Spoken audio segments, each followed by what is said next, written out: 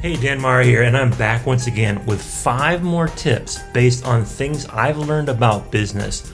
And this is specifically for when getting started. So today's video is specifically for those who are in startup mode, who are just getting started or ready to get started. I'll have other videos for people that are a little further along in their business process. But if you're really new to this, if you're just now leaving your corporate job and trying to launch your first business, these are the 5 things you have to do to be successful. I know this because my first business failed because I did not do these things.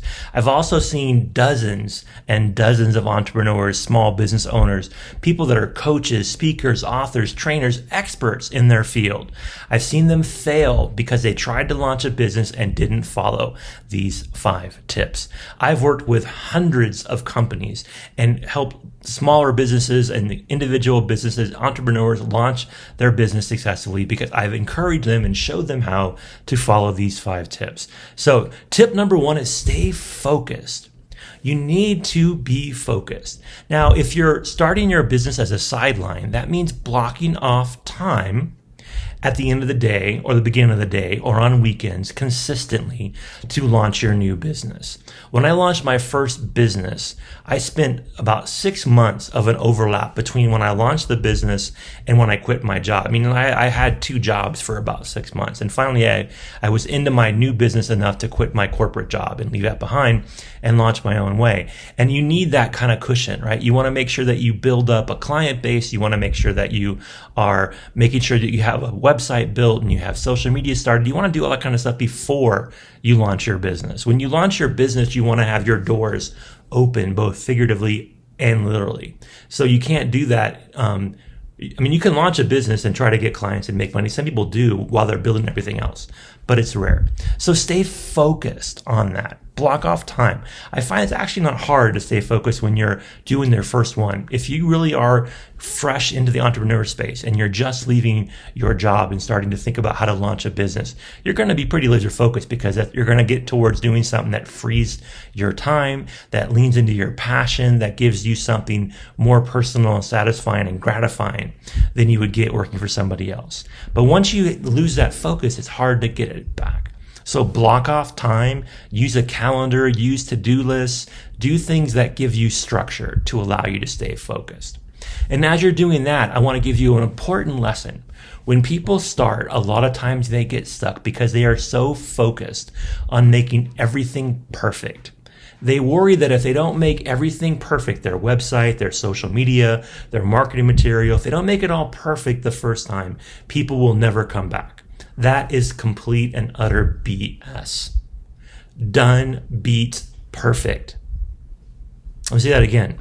Done beats perfect, especially for a first-time entrepreneur, somebody in startup mode. Get things out there. Get in front of people. You will get feedback and you can make changes. And no matter how much money, how much time, how much focus you put on your pre-launch materials, you're going to make changes. Things just, you can never have it perfect the first time. So don't even try. And over time, you'll get better at knowing what perfect means for you.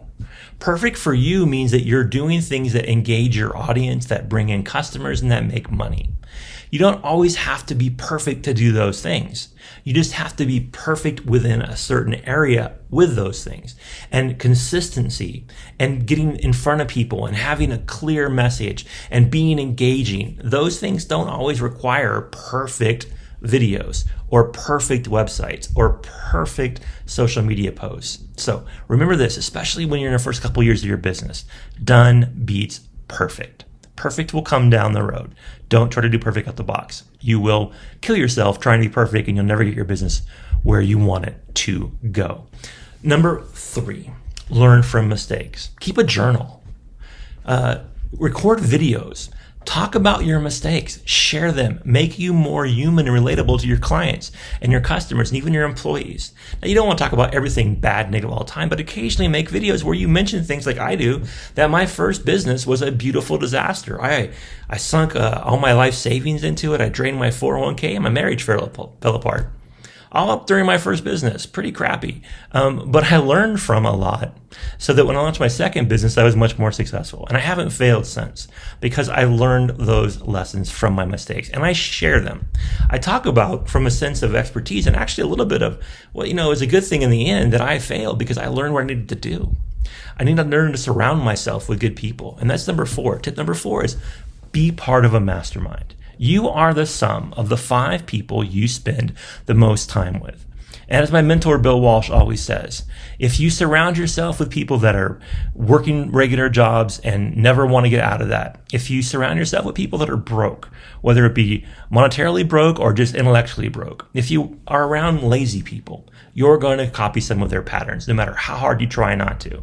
You want to surround yourself with people who better you, who lift you up, who make you a better person.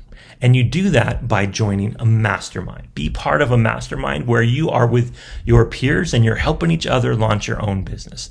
Find masterminds online or in your community where you can be around other small business owners, entrepreneurs, startups.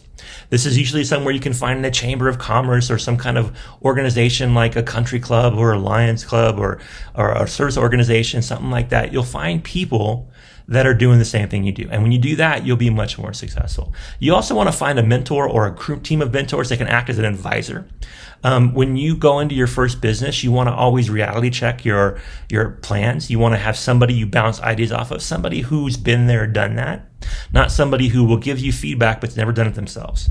You want to avoid that kind of person because they're going to tell you everything you should do and they're doing it based on what they think, not what they've experienced. Surround yourself with good people in a mastermind. And then once you get down the road, you take on young people too. You take on interns, you hire fresh graduates, you bring people right out of school, you help people, and then it helps your business even more because then you're sharing your knowledge every day.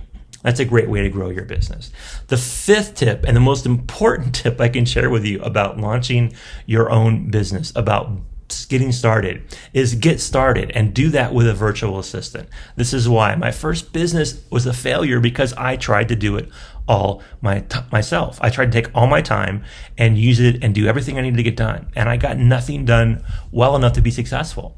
It wasn't even like done versus perfect. It was like just not done well. And some of them was perfect, but it took up so much time I couldn't do everything. I had a great website, but my social media sucked. And then once I got my social media up, I never had time to engage. And then I'm not very artistic, so my graphics were pretty crappy. So my first business just, right?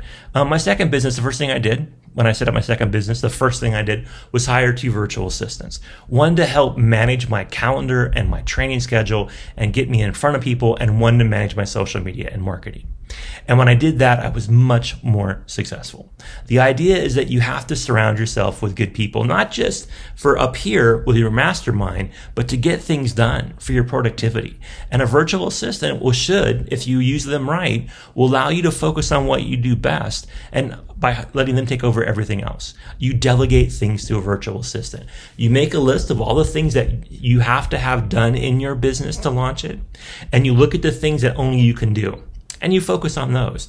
Anything that can be done by somebody else. Social media posting, building marketing materials, doing your accounting, figuring out how to book yourself on stages, figuring out where to sell your product, doing the analytics, looking at the numbers. That can all be done by somebody else. You focus on what you do best. You talk about your business in front of decision makers and in front of potential clients. You focus on spending your time on growing your business by being at the front of it and let somebody else run the back of it.